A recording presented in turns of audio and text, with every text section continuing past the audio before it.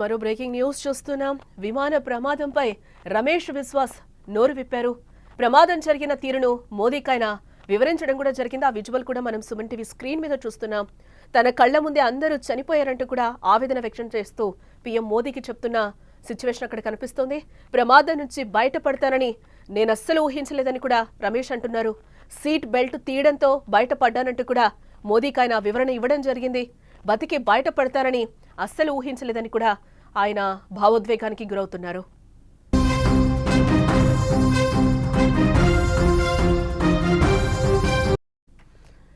ఘోర ప్రమాదానికి గురైన ఎయిర్ ఇండియా విమానంలోని ఓ ప్రయాణికుడు ప్రాణాలతో బయటపడ్డాడు.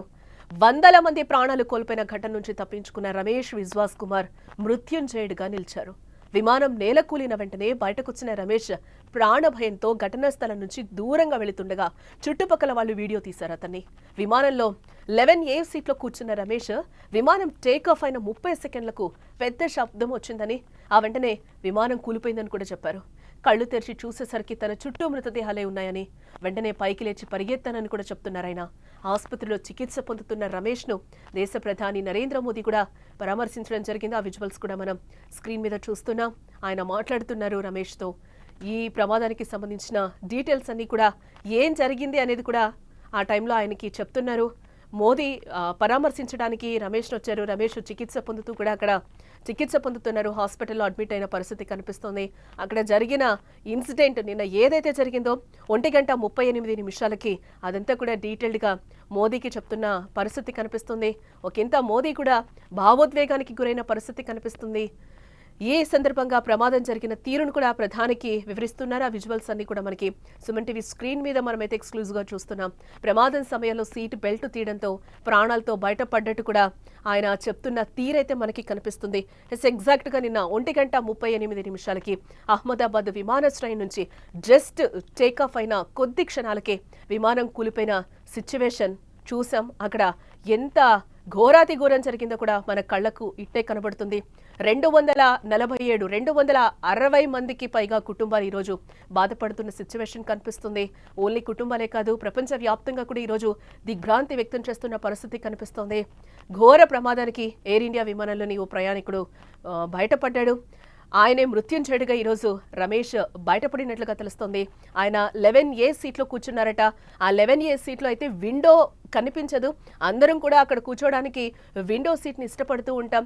ఆ 11A సీట్లో అయితే ఈయన కూర్చున్న పరిస్థితి కనిపిస్తుంది. అక్కడనే ఎమర్జెన్సీ డోర్ పగలగొట్టి ఆయన బయటకు వచ్చాను అని కూడా చెప్తున్న సిచ్యువేషన్ అయితే కనిపిస్తుంది. ఆయన బెల్ట్ కూడా పెట్టుకోలేదట. ఈ టైంలో బెల్ట్ పెట్టుకోకపోవడం వల్లే నేను బయటకు వచ్చాను అని కూడా, సురక్షితంగా బయటపడ్డాను, దెబ్బలతో మాత్రమే, నేను ప్రాణాలతో బయటపడతానని కూడా అనుకోలేదని కూడా ఆయన ఒకంత భావోద్వేగానికి గురయ్యారు. నిజంగా మనం చెప్పాలంటే 250 మందికి పైగా చనిపోయి కాలి బూడిదైపోయిన పరిస్థితుల్లో రమేష్ బయటపడ్డారంటే నిజంగా మృత్యుంజయుడిగానే చూడాలి.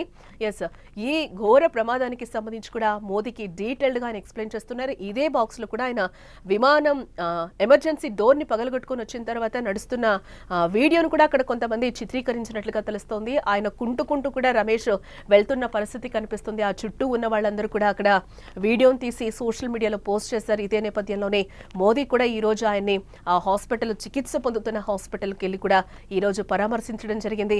డీటెయిల్డ్ గా ఆయనకి ఎక్స్ప్లెయిన్ చేస్తున్న పరిస్థితి అయితే మనకి ఆ విజువల్స్ లో కూడా మనకి కనిపిస్తున్నాయి. ఎస్, టోటల్ గా మోదీ కూడా చెప్పడం జరిగింది, ఎవరి బాధ తీర్చలేనిది వర్ణనాతీతం, ఇది ఎప్పటికీ పోతుంది, ఆ కుటుంబాల్లో ఎవరిని కూడా రీప్లేస్ చేయలేము, నన్ను దిగ్భ్రాంతికి గురి చేస్తుందని కూడా మోదీ ఆవేదన వ్యక్తం చేసిన పరిస్థితి అయితే మనకి కనిపిస్తోంది. బాధిత కుటుంబాల పరిస్థితిని కూడా నేను అర్థం చేసుకుంటున్నాను, మృతుల కుటుంబాలకు ప్రగాఢ సానుభూతి అని కూడా మోదీ ఒకంత భావోద్వేగానికి గురైన పరిస్థితి కనిపిస్తోంది.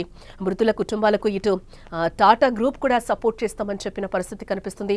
ఎక్స్గ్రేషియా కూడా నిన్ననే ప్రకటించడం జరిగింది. ₹1 కోటి వరకు కూడా ఎక్స్గ్రేషియా ఇస్తామని టాటా గ్రూప్ చైర్మన్ కూడా చెప్పడం జరిగింది. మేనేజర్ చెప్పడం జరిగింది. ధ్వంసమైన బీజే మెడికల్ కాలేజ్ హాస్టల్ నిర్మాణానికి కూడా మేము సహకరిస్తాము, సహాయం చేస్తామని కూడా చెప్పడం జరిగింది. మెడికో స్టూడెంట్స్ కూడా ఈ ఘటనలో అయితే దాదాపు 25 మంది మెడికో స్టూడెంట్స్ కూడా చనిపోయిన అత్యంత బాధాకర, విషాదకర ఘటనగా అయితే మనం చూడొచ్చు. దీంట్లో దాదాపు 10 మంది హెయిర్ హోస్టర్స్ కూడా ఉన్నట్లుగా మనకైతే సమాచారం. ఎస్, టోటల్గా అయితే అందరూ నిన్న 1:38 ప్రాణాలు పోయిన పరిస్థితి అయితే మనకు కనిపిస్తుంది. ఇదే నేపథ్యంలోనే మృత్యుంజయుడిగా రమేష్ బయటకొచ్చారు. అక్కడ జరిగిన సీన్ టు సీన్ అయితే మోదీకి ఎక్స్ప్లెయిన్ చేసిన విజువల్స్ అయితే మనకి క్లియర్గా కనిపిస్తున్నాయి.